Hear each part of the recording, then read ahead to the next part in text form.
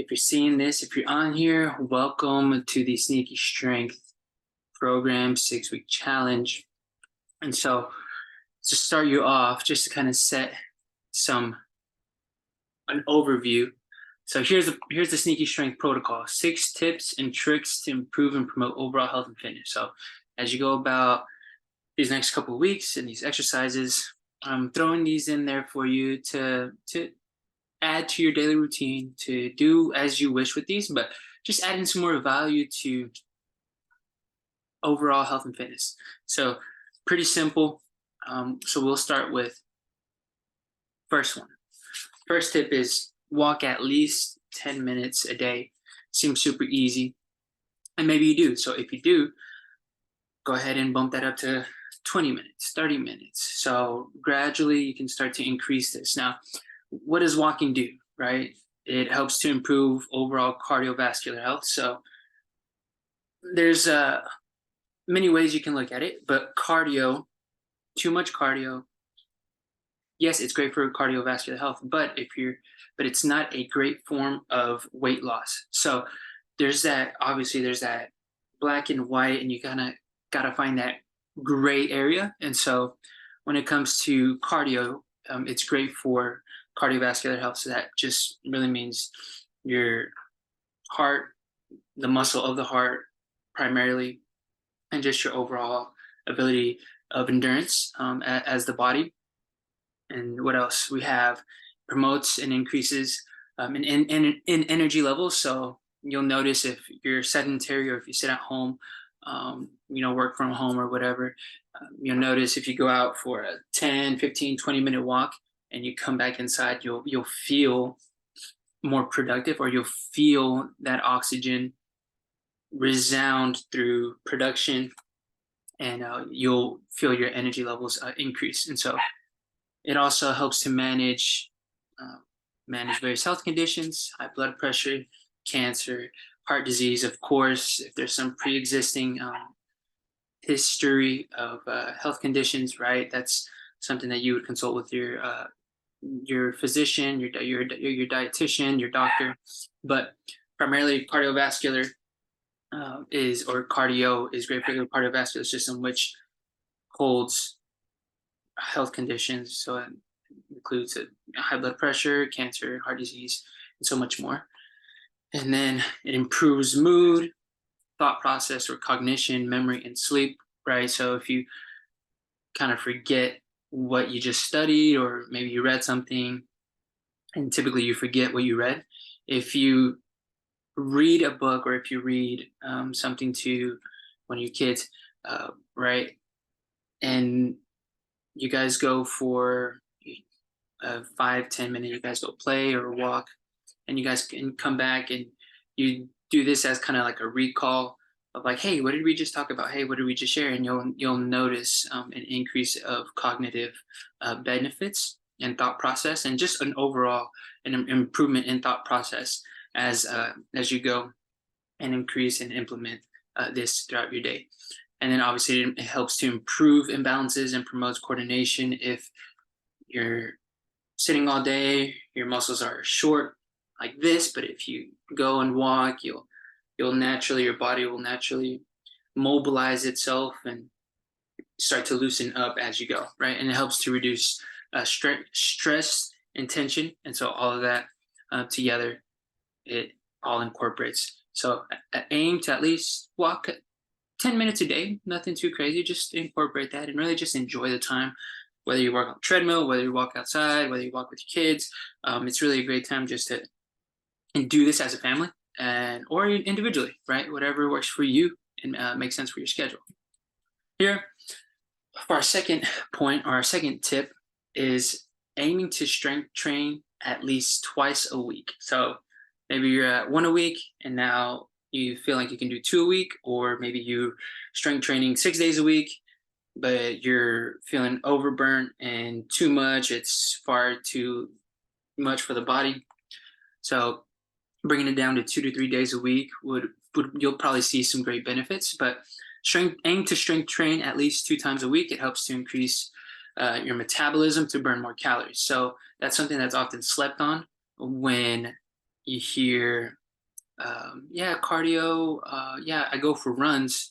I run a lot, but I don't add strength to my program. And so there's nothing wrong with that. But know that the body adapts to running or any kind of aerobic exercise, and it just increases the floor or the threshold of the body of the aerobic capacity.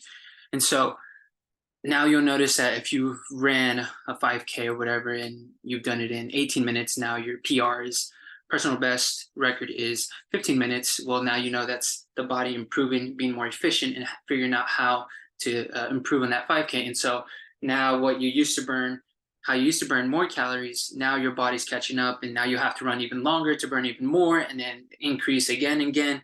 And so helping or adding a strength training program to your, if you already do cardio, it will help to increase the muscle um, as it begins to increase your metabolism to burn more calories throughout your day. So not just in that moment, but as you sit, as you eat, as you go about your day.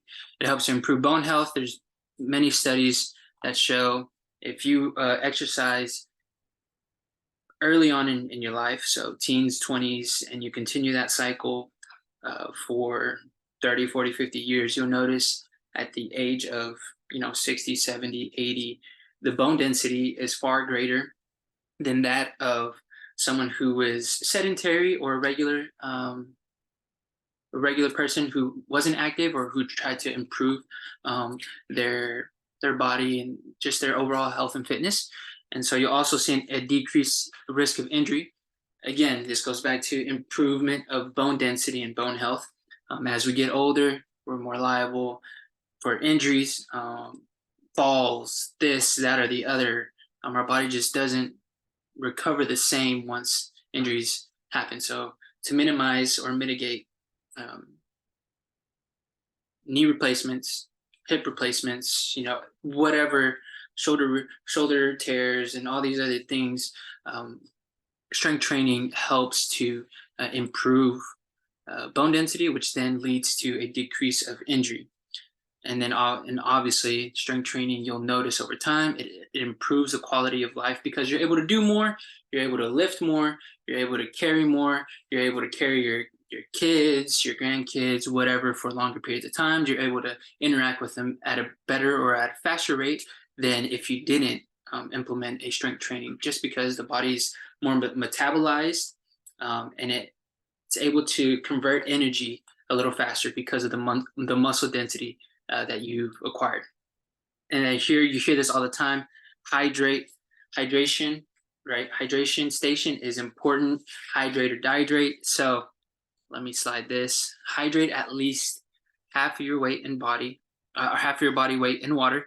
Um, and so all that is so we think about water as a whole, but you can also hydrate with the food you eat. And so here's some benefits to that, right? It helps to regulate body temperature. If you notice you don't drink water for a while and then suddenly you get hot and it's like, oh, why am I burning up? Kind of think about it and see if it's how long it's been since you've drank just a simple cup of water. It helps your joints to remain lubricated. So your knees, your elbows, your shoulder joint, all these things that connect the body.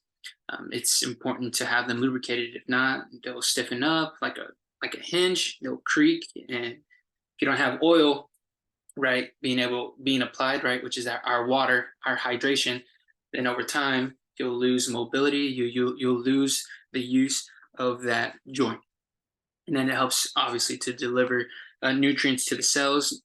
Water in is water carries oxygen, and oxygen is what our cells use, right?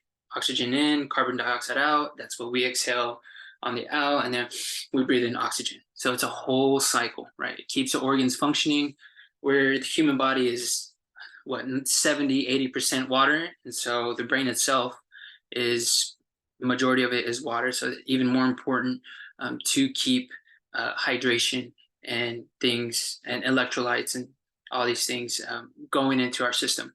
And then overall, it improves sleep, mood, and cognitive thought function. And now for our fourth tip is create a consistent sleep routine. If you don't have one, this would be a great time to implement one. If you do have one, see how you can edit the current one. So here's some things to create a consistent sleep routine. One, create a regular schedule of going to bed and waking up as best you can at the same time. Avoid coffee and other caffeine stimulants at least 4 to 5 hours before bed, because a caffeine stimulant is typically a half-life. So if you consume a cup of coffee, say it's 80 milligrams of caffeine at noon, at a half-life, all that means is 4 hours later, it's half of 80, so it's 40. 8 hours later, half of 40, now it's 20. 8 hour or 4 hours later, at 12 a.m., it's down to what I say, 20. So it's half of that. So it's still in your system. So it's better to, if you're going to drink caffeine, drink it earlier in the day or consume it earlier in the day. So that way, by the time you hit your bed and that time you go to sleep, your circadian rhythm is telling you it's time to wind down.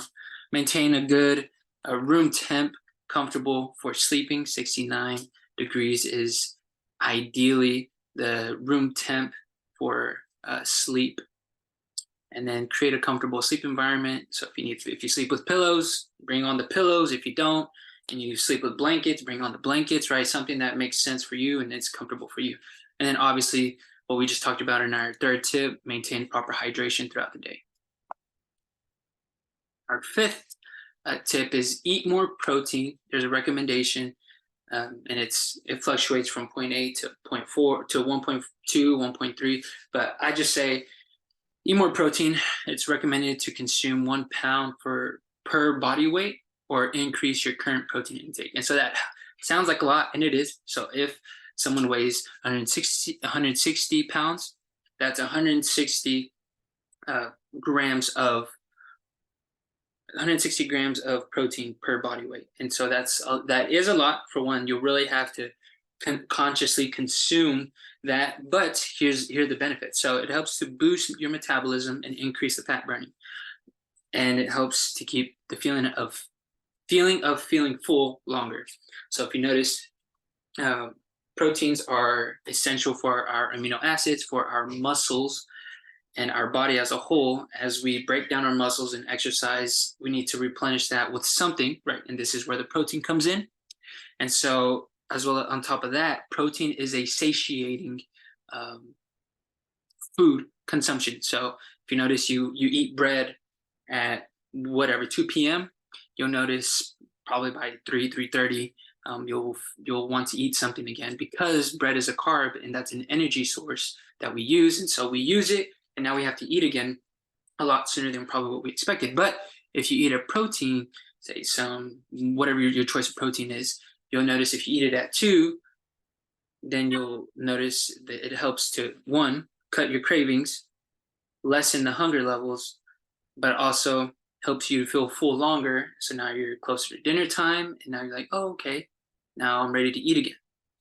And then protein, it's great for bones, bone density, calcium buildup, keratin, all these other essential proteins that the body needs. And then it helps to maintain weight loss, because protein it helps to build the muscles again, strength training, it all works together at the end of the day. And then naturally, there's a thermogenesis consumption ideal going on. And then lastly, number 6, be surrounded by like-minded individuals.